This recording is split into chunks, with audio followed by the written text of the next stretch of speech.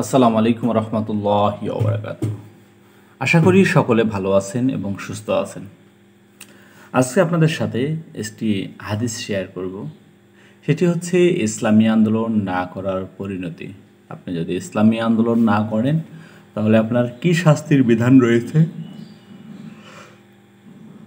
সেটি এখানে উল্লেখ করা হয়েছে। ইসলামী আন্দোলন না করার পরিণতি হযরত হুযায়ফা রাদিয়াল্লাহু তাআলা আনহু হতে বর্ণিত আছে। তিনি বলেন, রাসূলুল্লাহ সাল্লাল্লাহু আলাইহি ওয়াসাল্লাম বলেছেন, অবশ্যই তোমরা সৎ কাজের আদেশ দিবে এবং অসৎ কাজে বাধা দিবে, আর উত্তম কল্যাণকর কাজ করার জন্য উৎসাহ উদ্দীপনা দিবে। তা না হলে আল্লাহ তাআলা যে কোনো আযাব দিয়ে তোমাদের ধ্বংস করে দেবেন, অথবা তোমাদের মধ্য থেকে সবচেয়ে বেশি পাপী এবং জালেমদেরকে শাসক বানিয়ে দেবেন।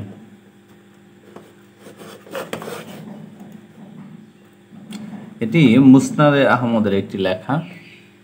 আসুন বন্ধুরা, আমরা ইসলামী আন্দোলনের সাথে সংযুক্ত হওয়ার যে হাদিসগুলো এগুলো যেন আমরা মানতে পারি। হাদিস হচ্ছে আল্লাহ রাসূলের মাধ্যমে প্রদত্ত জিনিস এবং আল্লাহ পাঠিয়ে দিয়েছেন। আসুন আমরা হাদিস মানি, ইসলামী আন্দোলন করি এবং আমাদের দোয়াগুলো যেন আল্লাহর দরবারে কবুল হয় কামনা করি। আসসালামু আলাইকুম রহমতুল্লাহ।